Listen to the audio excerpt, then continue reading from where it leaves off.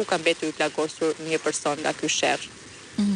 E qartë. Ndër të tjera, do doja të dija pak nëse ke arritur të komunikosh ndoshta me të tjerë nxënës, duke qenë se je tashmë pranë shkollës ku ka ndodhur edhe ngjarja Albana, për të kuptuar më shumë në lidhje me nisjen e konfliktit të këtyre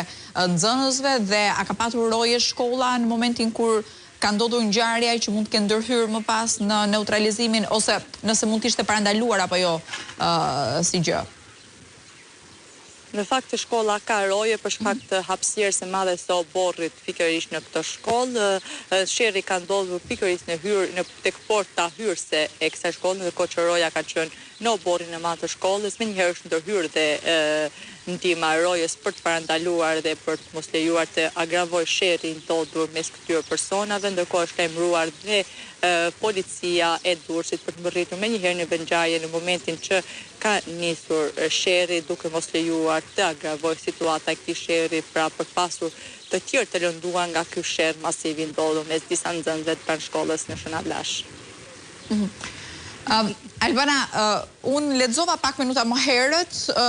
kolegu Elker Bushkolaj na ka sqaruar në lidhje me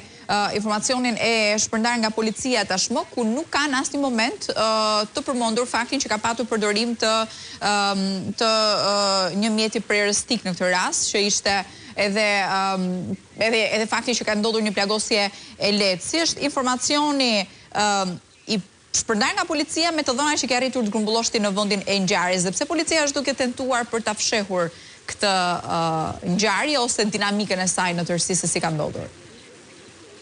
Pak minuta më parë, pas të mbërrinë e vendin e ngjarjes, kam komunikuar zyrtarisht me policinë e Durrësit, ku kanë konfirmuar që nuk janë përdorur mjete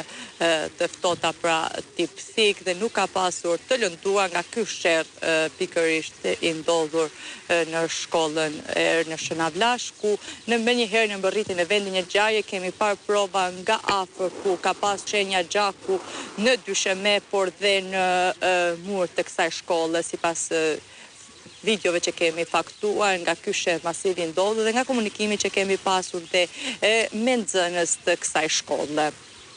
Në fakt nuk dihet arsyeja pse policia ka tentuar të fshehë këtë sherr të ndodhur pikërisht ditën e sotme rreth orës 9:30 në shkollën 9-vjeçare Besnik Hidri, ndërkohë që sipas atyre informacioneve që zotrojmë deri më tani, theksojmë në fakt që nga ky sherr masiv ka qenë të përfshirë disa persona, ku për shkak të ndihmës së shpejtë që ka ndërhyrë roja e kësaj shkolle nuk ka lejuar që të agravojë sherri masiv, ku ka qenë të përfshirë disa nxënës të disa klasave pikërisht ditën e sotme në këtë obor të kësaj shkolle. E qartë. Albana, ne së bashku kemi raportuar disa herë ngjarje të konflikteve të miturve apo të adoleshentëve në shkollat të ndryshme të qytetit të Durrësit, konkretisht kjo shkollë për cilën ne po flasim. A ka prodhuar më parë ngjarje të tilla? Pra kemi të bëjmë me një brez dhe themi problematik në këtë rast, cilët janë të përfshirë në ngjarje të tilla dhe të shpeshta? Në fakt, kjo shkollë është një shkolla që se mbledh disa nxënës të disa zonave rrethfinave pikërisht të zonës së Shënavlashit, pra mbledh zonën e Mirditës, lagjes Mirdita, sektori Nis, por Shënavlashit në qendër dhe familje pikërisht që i prek zona e Nishtullës, që vazhdojnë mësimin në këtë shkollë. Nuk është në fakt një shkollë problematike në këtë pikërisht në këtë zonë Shënavlash, ndërkohë mund të themi është sherri i parë i ndodhur kaq i madh në këtë shkollë, nga komunikimi që kemi pasur dhe nga njohja nga afër kësaj zone në Shënavlash. E qartë. Mirë, të falenderoj shumë Albana për gjitha këto informacione, nëse do të kemi të tjera zhvillime do të komunikojmë më tej. Të falenderoj. Okej, në këtë çaste ne do të ndalemi pak tek ajo çfarë ka ndodhur tashmë në lidhje me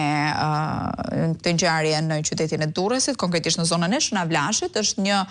ngjarje e cila në fakt shpeshherë ka patur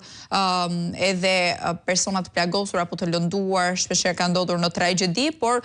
fatmirësisht nga ajo çfarë komunikuam edhe me kolegen, 15 vjeçari i cili është plagosur me thikë është jashtë rrezikut për jetën dhe tashmë duket se gjendja e tij është stabile. Ajo çfarë bie në sy është fakti që policia ka tentuar që ta mbajë të fshehtë, madje në njoftimin zyrtar të shpërndar në informacionin paraprak bëhet me dije se